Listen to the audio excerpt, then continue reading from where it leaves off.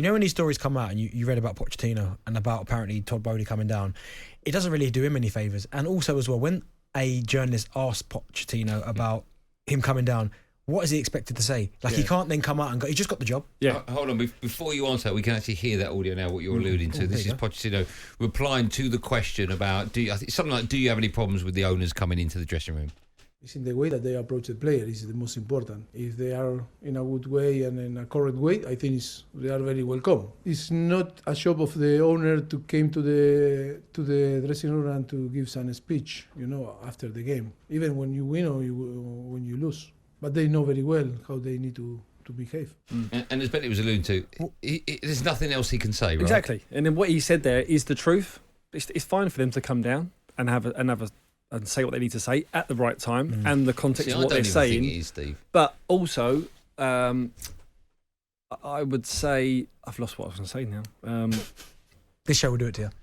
Yeah. Well, I don't think it is the right thing to do, because I think you've got to take direction from a person. And if the manager tells you to do one thing and then he only comes down, who obviously has no understanding of football compared to the manager that you've hired. It's like, where do you take direction from? But they're not coming down talking tactics. They're not coming down saying you should be doing this, you should be doing that. They're probably saying as a collective, even if it is at this stage, by going, lads, this is Chelsea Football Club, this isn't good enough. Even if it's one of them conversations, which I don't think it is. What I was going to say was, Pochettino can't say, if he says anything other than what he just said, it just becomes more pressure, more profile on the club. So he's actually done well to just diffuse it and just sort of say, it's not a problem if they come down. Imagine if he came out and said, I don't like it, it shouldn't be happening. Yeah. It's another story. Well, the way that it gets twisted as well, it's with them, and then more spotlight, more pressure. And he's actually probably done well to take the pressure away from the pitch, because there's an awful amount of pressure on that pitch at the moment. What do you make of Chelsea as a club then at the moment? Because their form is horrific. Jason Cunley on the Sports Bar last night was alluding to the fact, I think he said that since Potter left, they've only won 2 games in the Premier League. Yeah. For a club and their form over the last 35 games has been not just relegation, bottom of the table. That's your team as well, isn't it? Says you support them. Yeah, it's been poor. I've got a lot of friends that are fans as well, and family. And even up until the last few weeks, them going to Forest at home and Bournemouth, they're going, I can't see us getting anything.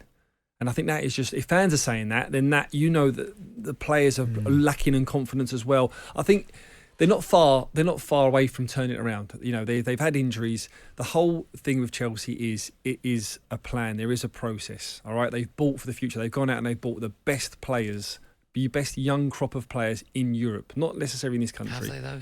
Well, is Mudryk on that list? That's their model at the moment. Right, okay. Right, that's their model. Now, with that has come hefty price tags. With that comes a lot of pressure.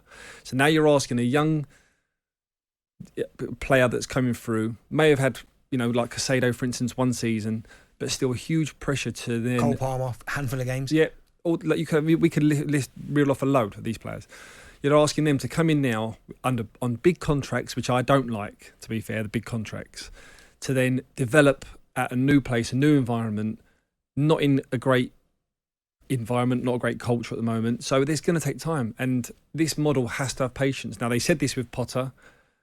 They've got to say it with Pochettino. It needs time. Is it going to be a short-term foul for a long-term gain? That's what they're looking at. But that's the model that they've got. That's what they've chosen to do. I can't believe they haven't bought a striker. You're right. I cannot believe, of all the money they've spent, all the Chelsea teams down the year that have been successful have had that focal point, that number 9. Chelsea are a basket case of a club. But whatever they've done over the last 20 years has worked. Yeah. Manager comes in, Hire wins and the fire, league, they sack. New manager comes in. Ancelotti, I think, won the double. Following year, they got So bizarrely, that model does work for the club. Yeah.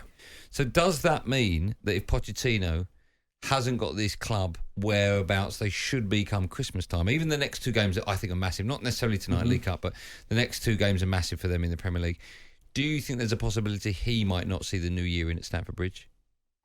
If you're going to go on previous of Graham Potter, then you have to say that results would put massive pressure on him, which I don't like to say, because someone that, like myself, that enjoys the broadcasting side of it, there is an element of me that wants to get back into coaching and get on the grass. But then I look at it and I talk to Stevie and Frank and Scott Parker, and I'm like, do I want to do that? Do you want to go in there? You want to try and go in there and give something back, but you're half scared because you're not going to get that time. Now, Chelsea, they've never had that time, and they've said at the start this was a process. Graham Potter's going to get time. That needed to change. That did need to change. There was a lot of elements to that, I think, as well. Far too many players, broken promises. They said that they were going to get players out. They didn't. The squad was too swollen.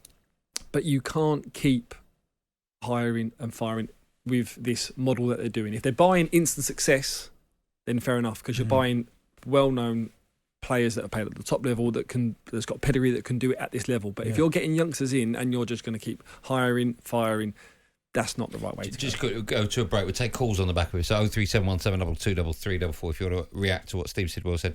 I asked Bentley this question yesterday. He said no. Can Chelsea get top 4 this season? No. Okay. He then said, I'm not misquoting here, you doubt if they can get top 6? You said I said that's got to be the aim, top 6. Okay. But even I'm starting to doubt that. Are you starting to doubt top 6 for Chelsea now after, 5 games? 6 games? That's got to be the element that they're looking at. Can they? I think they can get top 6, yeah. I think I come on, when I spoke to you on the phone last time, we said about Brighton and Chelsea, who would finish higher with this conversation. What did you say? I can't remember. Don't. Oh, that's convenient. No, don't. We'll find it. Oh, I know you will. That's why I didn't answer that question. You said Chelsea. Yeah. talkSPORT Drive. Super opinionated sporting debate. Monday to Friday afternoon from 4 on AM, on DAB, via the talkSPORT app and on your smart speaker. talkSPORT.